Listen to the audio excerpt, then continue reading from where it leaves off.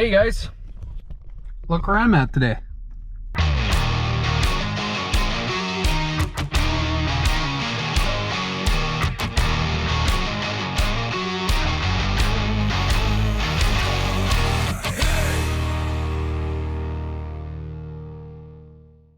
We got Jamie over here, crew chief.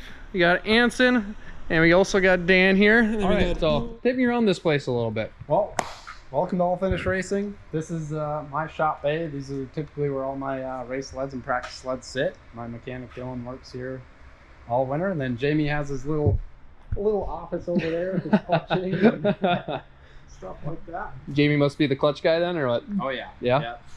Oh yeah.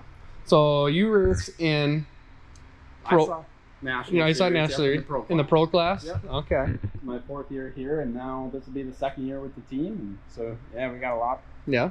Lot to look forward to. This is so last year was your first year here then. Yep. How did that go? It was pretty good. Yeah. We all learned a lot as a team, and obviously we were all brand new last year, so we started from the bottom and we worked our way up, and yeah, I think we got some really great things ahead of us. Heck yeah. Yep. So mechanic Dylan is coming probably in a month or so to start getting these ready to go, ready to hit the snow again. And it being 95 degrees today, I wouldn't mind a little bit of snow. Yeah, no kidding. I'd rather I'm gonna go to the lake tonight. I don't know about you, but that's my plan when it's flipping 100 degrees outside. So yeah. I mean, what else you got going on back here? So each of us riders, we have our own bay. Jake is in the next bay. Anson's in the furthest one, and that just gives the mechanics enough room and all the tools needed. All these toolboxes are outfitted with all snap-on tools. Yep. And so yeah, the mechanics love that. It just gives them a nice place to work. Yeah. So then you're the clutch guy. He was just saying. Yep. Looks like you got lots of primaries and secondaries over there. Yeah, most of the stuff I do in the trailer. The trailer's inside, so it's easier to work in there. Nobody can bother me or see some of the stuff going on. That's just some stuff when we're done testing. It's just been sitting there that I gotta go through. And Sure. So how complicated for like in between different races and stuff? How much do you really change up in your clutch? A lot. A lot. Yeah. We're changing every single time we come in. The track changes so much. The air's changing. That's changing the snow. And so it's wow. Sled comes in, clutches come off right away, belt gets inspected, check the data, kind of go.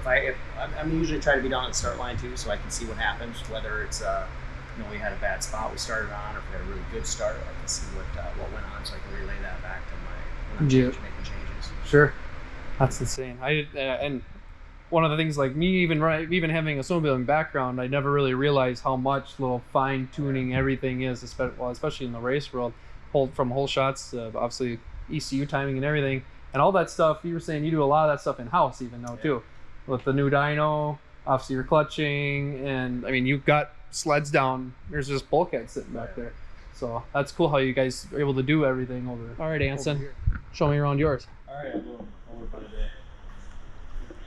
One thing that's pretty cool about these cabinets is there's tons of space. So if you want to pull these sleds down to nothing, you could have everything put away and have the clean benches still. And it's kind of for the mechanic's life, clean shop, happy mechanic, or whatever you want to call it. Yep. Always try to help out and make them have the best time when they're here, because they do a lot for us. And obviously we wouldn't be able to out on the track without them, because you know how the riders' maintenance programs are, and they're not the best. But. So yeah, this will be my 2nd year coming up with the new team as well. Last year went great. I had my best year yet, and just trying to build and take levels into the next year. So it was a great fit for us, and just super excited to be with these guys again. So heck yeah. You guys practice right around here? Yep. So we practice over at the Red River Valley dirt track. We got snow guns, and we got a little shop there. We can get our stuff. We had like a little rider's lounge kind of, and some tools, and got lights, and we got everything, dozer, groomers. New sleds should be coming fairly soon. Hopefully soon. Yep. We're getting new sleds next year. We'll have these old ones to start off the year, and just make sure there's no bugs with the new ones, and then we'll slowly work them in, just so it's a nice smooth transition from year to year. Exactly. So yeah. I'm excited. And this is what they look like before we build them. So we take them down to nothing, make sure everything's perfect, Loctite, Unfortunately, we can't change much, but we can make sure it's perfect and to a T. So yeah, it looks like you literally go through every aspect of these things. Yep. Yeah, and as you can see, our sleds are. This is what they start with, and this is what they look like. So there's everything from color change to all our data logging stuff, and Jamie does a great job with our data logging stuff. You can look at everything that has to offer. So no, I really do think that's really cool how you do all that that tuning and everything right here. Yeah, it's pretty cool. That's kind of unique to a racing road. I would say to have all our data and everything gets done here, which is pretty cool. So. It's very detailed. And I have a niche for that a little bit too. I mean, you're not saying I can't just only go program a sled because I can't, but having the, I kind of like that little fine tuned details like that. That is really really cool. Yeah, it's fun. All these guys, all our mechanics and Jamie absolutely have so much experience with just everything, winning, losing, but just everything is to a T, It's just routine. It's not like learning this thing that everyone knows needs to get done. So it's great. Like a well-oiled machine. Yep, and that's you need them to perform because that's what you're racing. Yeah, so exactly. Yeah, little details like that are great. Yeah, it's crazy. Just the smallest things can have a mess up, or just so you could simply set a different mood for the day, and it could mess up your day. Yep. So. One thing that's kind of cool about snowmobiling or snowcross is so inconsistent. There's so many variables. It's just everything's always changing. So to be prepared for the uneventful is your best bet. So. Exactly. Yep. Yeah. And every track's different. And snow conditions, the weather. It's pretty cool. And I would say it's pretty unique to the sport. The moto guys, they every time they go to the stadium, they have the same dirt. The tracks don't change. They get rough, and they rut and stuff, but it's the tracks don't change much. So. Right. Yep, for sure. Yeah.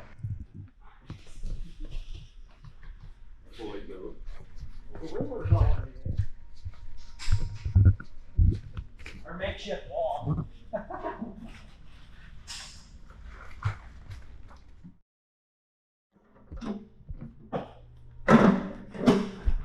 Alrighty, so this is your semi-trailer then, right? Yep. We actually have a brand new one getting built. Just got some pictures just like 5 minutes ago from Featherlight, and it's looking really good. Yeah. Nice. So we do have this one. It is for sale. If it doesn't sell, we'll just keep it for future. Maybe there might be something going on in the future we could use this for. So. Yep. So obviously this hauls everything, obviously. Yeah. And then trailer worked awesome. It doesn't have a slide out. All the new ones, you have slide outs. You have a lot more room. But honestly, the way this is set up, you aren't really losing too much room. It works really well. Cabinet space was great. The way it was set back here, we obviously had parts in there, clutch pieces in there. I worked in the back, so I had my monitors, so I could look at. After I download from a sled, I could actually plug it in. We could see it on the big screen if we needed. Yep. We had lap times on there. Maybe a little golf on the other team. There you go. You got to pass the time in between. Two back doors. Does not have a rail. The new one has a rail. Yep. So that's kind of one of the downfalls. You got to wheel it in and out with a wheeler. Yep. It's nice when you have the rail system. Yep. Hooks, picks the sled up, slide it right back. Yep. Yeah. And then. Oh wow. I like this too. Yeah, this would help pass the time. What is that? There's the. So this was the rider's lounge. Yep. Welder sitting there. We had to have something welded. Yeah, you're fine. Yeah, then we mainly store all the sleds up there. Lots of parts. Yep. Fuel's all up there. Yeah. And then what riders usually go out of this? Jake and Dan. Jake and Dan do? Yep. Anson will come over and his dad, and we'll talk some stuff over, and then he goes back to his trailers. Sure. Anson and Wyatt run out of this one. This one gets pulled behind little coach. Yep. I'm sorry, the Renegade. The Renegade. Yep. Similar setup again. Works really well too. Yes. Yeah. Yep. We got cabinets on the side. Got all the parts and every piece they would need. We try to put a bit in here so they don't have to run over to the semi as much. Yep. So they do have stuff on hand. The bigger parts we'll haul in the semi for them. Yep. And their spare sleds usually we'll put upstairs in the semi. All the fuel's hauled over there, so they don't have to worry about no fuel or anything. So we have a nice little work area. Fridge and got the stuff. Absolutely. This must be Wyatt right here. Yeah, that's Wyatt from 2 years ago at Deadwood on the little 120s. Yep. And now he's in transition class, Yes, right? correct. How soon before he beats up on you? Yeah, got a little bit of work. Heck yeah. 3 slide outs. This is the tow machine.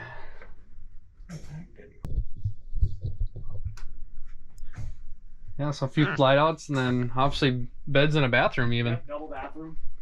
Double bathroom. Oh, one right here then? Yep. Nice. And that bed slides out. This is where Chad and Paul and Wyatt stay. Yep. This is their This is their their home rig. away from home. Nice. I usually drive it. Yep. I drove it once we got it. So Yeah. yeah, I nice. suppose a lot of hours sitting in the seat when you're going Yeah. out to Michigan and Yeah. home other sort. So Dan, what's your story? Oh, my story? It's a long story. Is it a long? Well, I grew up racing motocross Yep. since probably the age of 4. And then when I was probably 14, it kind of got to the point where motocross had to be serious or not, and just kind of moved down south. Or what do I do? And it was my mom and dad brought up racing snowmobiles. So, Yep. well, sure. So we went to Duluth Snowcross and watched. Yep. I was like, dang, That's cool. It's pretty cool. So yeah, then my dad still had a few contacts up at Articat because he used to race back in his day. He called Mike Buddy and he had a sled left over. So Yep. I bought that and went racing. How? I will say it did not start out very good. No. Not at all. I was not good my first year at all. But then it slowly progressed. And Mm-hmm. yeah, and now we're here. Here it is. Nice. How'd you do last year? First year with all finished. Last year was okay. We had some really good days, some really bad days. It was pretty inconsistent, which I'm super bummed about, but we had good speed. We were able to win a race, get some podiums. Yep. And yeah, just learn with the team. So we have, I think, a really good start for next year. And yeah, I think we're all really excited for it. Yeah. Heck yeah. And then this year, same class again this year. Yep. Right. Pro class. Nice. What's your favorite track? What are you looking for most? Typically, it's Lake Geneva. This year, Lake Geneva was horrible. Really? It all funneled to one line. But yeah, typically Lake Geneva is by far my favorite. It's just up and down the hills. Yeah. It feels like a real racetrack. And then I'd say another favorite last year, not to try and be biased, but was our home race here in Fargo. The layout was just fantastic. It flowed well. Yep. Good jumps, good rhythm sections. Had a little bit of everything, and it had space where you could actually pass. And had some slower sections, some faster sections. Mm-hmm. So yeah, I would say Fargo was probably my favorite last year, but historically it's been Lake Geneva. Yeah. And so you're living around Fargo here now, or no? No, I just live here during the winter months. Yep. So probably around the beginning of November till middle of April. Yep. I live here in Fargo. Just it's convenient being close to the team. Right. And, we have everything we need here. Yep. From the practice tracks to the shop to the gyms to everything we could ever ask for here. Yep. And then you're a part-time electrician then in the off or when it's not racing time. Yeah, right? very part-time. Part-time. Yeah. I'll use that loosely, and then I own apartments. Apartments. So Yep. yeah, busy dealing with that. And, I try and get that all squared away, so I don't really have to deal too much with it in the wintertime. Yep. Right. Nice. What about you, Anson? I have a pretty similar story to Dan. My dad also used to race snowmobiles back in the day, and this has kind of always been a part of my life. Yep. You know, when I was little, riding snowmobiles, competitive aspect, always wanted to go faster, beat my dad, beat my brother, whatever. Eventually, Can you? Yeah, sometimes. No, I can beat my dad. I got him down pat now. Yeah. Last I don't year. know if you'll ever be as fast as Dad on a snowmobile, though. Yeah, I definitely am. But no, just same thing. Escalated, kind of got a Snow Pro 500. Did it for fun, kind of. Went on the weekends when we could. Then kind of started getting a little bit more serious, and eventually just kind of fell into it's either we go full bore or we stop and do some other stuff, and I want to keep going. So it's a commitment. Yeah, live it all year long. It's your life. Yeah, I think ever since we made a decision, everything you think about in your life is kind of decisions towards snowcross. Yep. So just kept escalating and loved the whole process and just everything that we do. So it's just kind of got to this point. Yeah, I wouldn't change it for anything. It's the best. Yep. Yeah. super blessed. How do you think this past year went for you? Finish-wise, I had my best year yet, which I'm pretty stoked about.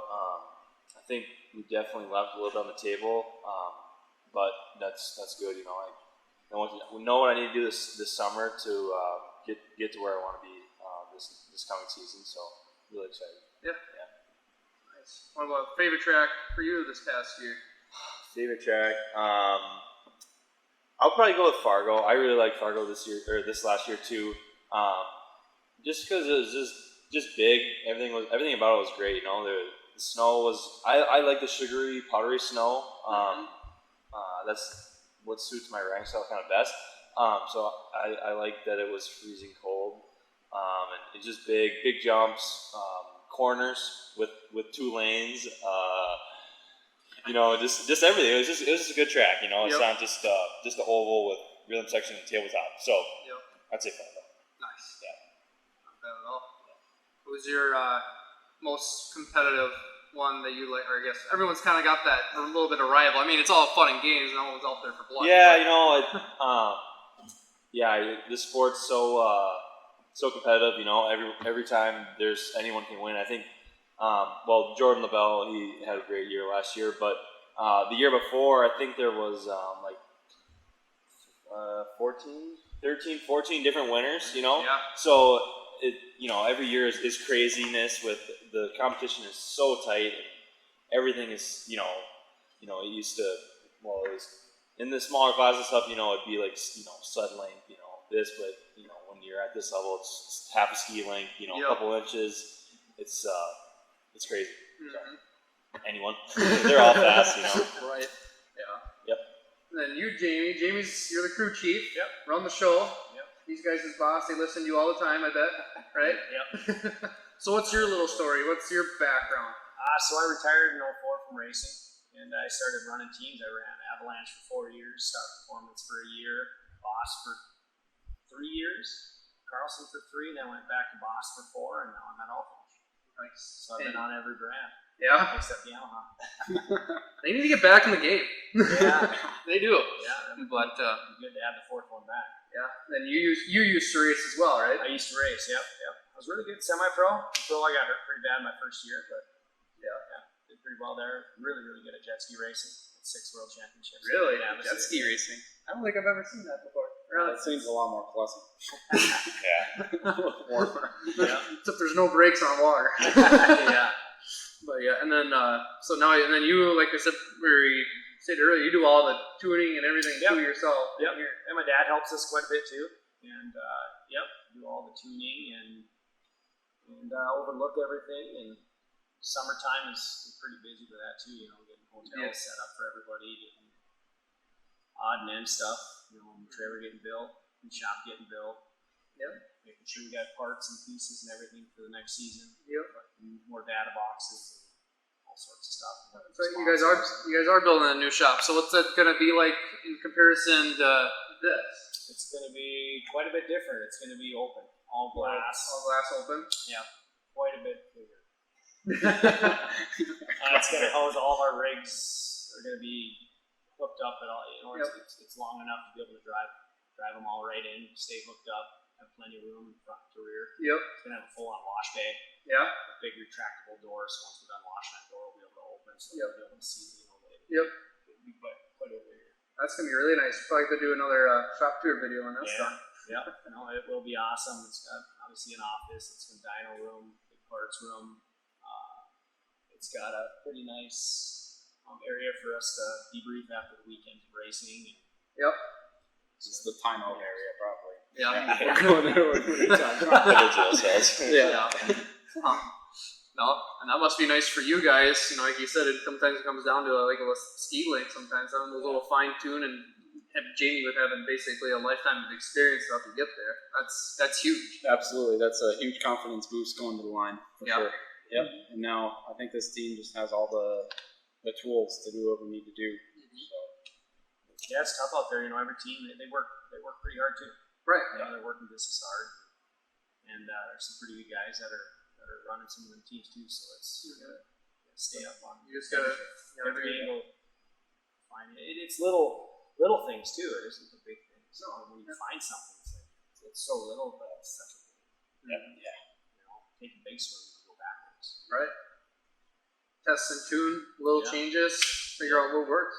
It's gonna be awesome. Our second year now. I mean, last year was the first year I think I ever even looked under a hood on our cat. Really? My dad was a ski-doo dealer for 15 years, and I never paid attention to our cat. And when we got them, I was actually really impressed how they were built. Yeah. They were built solid. They actually really resembled a race sled. I was really happy with what we had. It was different though. The clutches were different. I thought they'd be very similar to a Polaris. They're designed the same, but the engine and the way they reacted were way different. So I learned a lot. So this year's gonna be really fun. Yeah. So then, what's journey to all finish for you guys? How did you guys?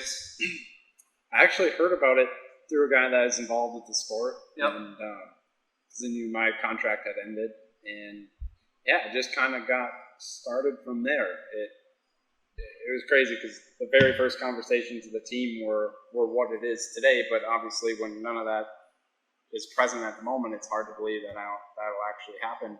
But yeah, I just believed in Chad Onstead and Chad Kylo. Yep. And they pitched the plan, and I could tell that they were serious and they weren't going to take no for an answer. So it was a pretty easy decision for me to make in the end. And we're set up pretty good here. Awesome. Yeah. How about you? I had a little bit farther different path, but luckily found our way home. I raced for a different team that ended up closing their doors just over in Fertile. They're Christian Brothers Racing, and didn't really have anywhere where to go. And talking around, I wanted to stay on Cat. Talked to Chad, Kylo, and Onstead, and they were just gracious enough to give me the opportunity to give them a chance. And last year was my first year for them, and they want me back next year, so I'm pretty excited. And awesome. Show them what I can do. Heck yeah. Ambulance call. Uh-oh. It won't stop. So you're EMT too? EMT, fireman, yep. She's jack of all. Yeah. So who's faster? Depends on the day. Definitely. Oh, come on. Give yourself some credit now. He's getting I guess I'm going to do. Yeah. Yep. So, how long have you been racing then? I've been racing since I've been 8. 8? Yep. Started transition when I was 8, so. You're 18. I'm 19 now, Oh, yeah. so 11 years. So you're 19 now. How old are you then? 23. 23. You're Almost about my 24. age. You're my age then. I'm 24. Getting old. I know. Brittle, breaking, all this stuff. I think we got another 10 years. I hope so. I sure hope so. Yeah. Seen Ryan Dundee. True.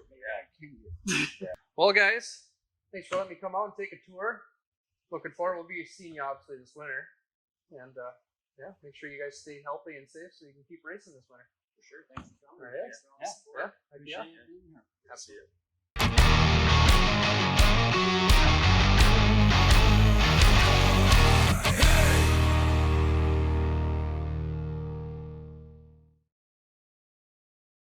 But you can see the stud pattern here when it gets pushed up in there. That's probably from practice days. Yeah, that too. It could have been up dance tunnel. Yeah. Each other in